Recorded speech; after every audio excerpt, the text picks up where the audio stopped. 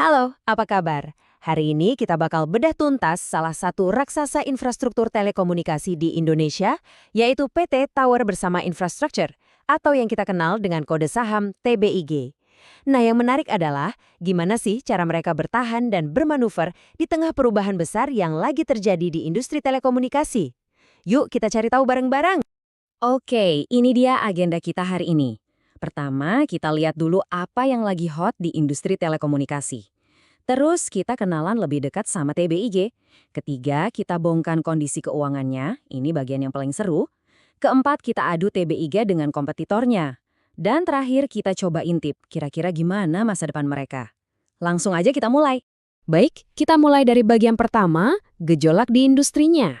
Jadi ada satu peristiwa besar nih, sebuah mega merger yang benar-benar mengubah peta permainan di landscape digital Indonesia. Nah, pertanyaannya jadi begini. Apa sih yang terjadi kalau dua pemain telekomunikasi raksasa tiba-tiba gabung jadi satu? Ini bukan cuma soal buat TBIG loh, tapi jadi tantangan besar buat semua perusahaan menara di Indonesia. Jadi gini, di awal 2025, XL Axiata dan Smartfren itu resmi merger. Lahirlah pemain baru yang super besar, XL Smart. Nah, ini efeknya gede banget. Era perang harga, banting-bantingan tarif data murah, itu udah selesai. Fokusnya sekarang geser, bukan lagi soal siapa yang paling murah, tapi siapa yang jaringannya paling bagus dan paling stabil. Dan perubahan ini tentu saja ngaruh banget ke bisnis perusahaan menara kayak TBIG. Oke, sekarang kita udah paham ya gambaran besar industrinya. Saatnya kita zoom in ke bintang utama kita hari ini, PT Tower Bersama, alias TBIG. Lihat angka ini deh, hampir 25.000. Ini bukan angka sembarangan, ini jumlah total menara dan situs telekomunikasi yang mereka kelola. Gede banget kan? Ini nunjukin kalau TBIG itu bukan cuma pemain besar, tapi mereka itu literally salah satu tulang punggung konektivitas digital kita di seluruh negeri. Nah, kalau kita lihat data operasionalnya per kuartal 3 2025, ada total situs sekian, total penyewa sekian. Tapi, coba deh lihat angka yang paling bawah. Rasio tenansi 1,76 kali. Angka ini krusial banget. Bisa dibilang ini adalah denyut jantung dari bisnis menara. Kenapa? Gampangnya gini, bayangin menara itu kayak satu gedung apartemen. Biaya bangun dan perawatannya kan kurang lebih sama. Nah, kalau penyewanya cuma satu, ya untungnya segitu aja. Tapi kalau ada 2, 3, atau lebih penyewa di gedung yang sama, nah disitulah cuannya mengalir deras. Makanya, makin tinggi rasio tenansi, makin efisien dan makin untung bisnisnya. Dan disinilah kita lihat dampak langsung dari merger XL Smart tadi. Karena XL dan Smartfren udah jadi satu, mereka nggak perlu lagi pasang 2 antena di satu menara yang sama kan? Cukup satu aja. Akibatnya, TBIG kehilangan beberapa penyewa. Rasio tenansinya turun dari 1,78 jadi 1,76. Kelihatannya kecil ya, cuma 0,02. Tapi dalam bisnis skala triliunan, penurunan ini punya efek yang terasa. Oke, sekarang kita masuk ke jeroannya, bagian finansial. Ini nih yang paling menarik. Kita bakal lihat dua sisi mata uang dari TBIG. Di satu sisi, operasinya kuat banget. Tapi di sisi lain, ada beban yang juga berat banget. Coba kita lihat data keuangan 9 bulan pertama 2025. Pendapatannya 5,16 triliun rupiah. Oke, laba operasionalnya atau EBITDA itu 4,45 triliun rupiah. Wow, gede banget kan? Ini nunjukin bisnis utamanya sehat banget. Tapi, tunggu dulu, lihat laba bersihnya. Cuma 1,11 triliun rupiah. Jomplang banget kan? Kemana perginya sisanya? Ada monster apa yang makan laba mereka? Nah, sebelum kita bahas monster tadi, kita harus akui dulu kekuatan utama TBIG. Margin EBITDA-nya itu 86,2%. Ini angka yang luar biasa tinggi. Artinya, dari setiap 100 rupiah pendapatan, 86 rupiahnya jadi laba operasional. Ini bukti kalau mereka jago banget dalam mengelola menara-menaranya. Efisiensinya, jujur, kelas dunia. Dan inilah dia jawabannya. Monster itu adalah beban bunga utang. Ini yang bikin laba bersihnya kelihatan kecil. Lihat deh rasionya.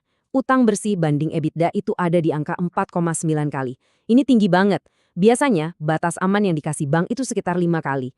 Jadi, mereka ini udah mepet banget di batas atas. Inilah bisa dibilang titik lemah terbesar mereka saat ini. Tapi, bukan berarti manajemennya tinggal diam ya. Mereka punya strategi buat ngelola utang segunung ini. Caranya, utangnya dibagi 2. Setengah dalam rupiah, setengahnya lagi dalam mata uang asing. Tujuannya apa? buat jaga-jaga kalau nilai tukar rupiah tiba-tiba goyang. Jadi risikonya lebih terkendali. Ini langkah yang cukup cerdas.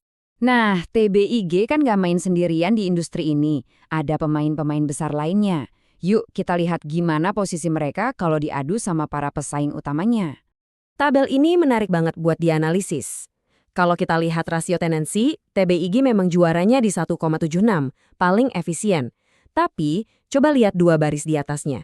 P/E ratio dan EV/EBITDA. Ini cara pasar menilai harga saham sebuah perusahaan. Angka TBIG jauh lebih tinggi dibanding MTEL atau Tower.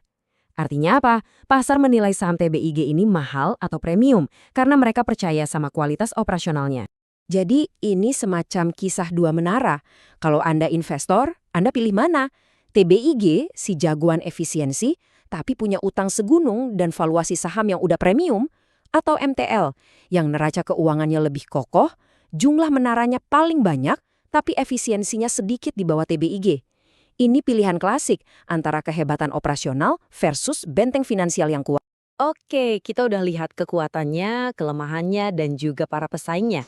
Jadi, pertanyaannya sekarang, gimana nasib TBIG ke depannya? Kalau kita ngintip apa kata para analis di pasar, ternyata konsensus mereka ngasih target harga di Rp1.987. Angka ini kalau kita bandingkan dengan harga sahamnya di Januari 2026 yang sekitar Rp2.100, artinya ada potensi turun. Ini sinyal kalau para ahli melihat jalan ke depan buat TBIG itu nggak bakal mulus-mulus aja. Tapi bukan berarti nggak ada harapan loh, masih banyak peluang buat tumbuh. Pertama, mereka bisa terus jualan slot kosong di menara yang udah ada. Kedua, mereka bisa ekspansi ke bisnis fiber optik, yang penting banget buat era 5G. Dan ketiga tentu saja, menunggangi gelombang ekonomi digital Indonesia yang terus tumbuh pesat. Kabarnya kan, penetrasi internet kita bakal tembus 83% di tahun 2026. Pada akhirnya, semua kembali ke satu hal.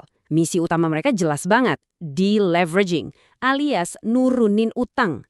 Tantangan terbesarnya adalah gimana caranya nyicil utang yang 4,9 kali ini, tapi di saat yang sama tetap harus keluar duit buat investasi masa depan. Ini kayak juggling, harus seimbang. Dan kemampuan mereka melakukan ini bakal jadi penentu segalanya. Jadi, pertanyaan pamungkasnya adalah, apakah kehebatan mereka dalam operasional cukup buat menaklukkan gunungan utang yang mereka pikul? Apalagi di era 5G yang butuh investasi super besar.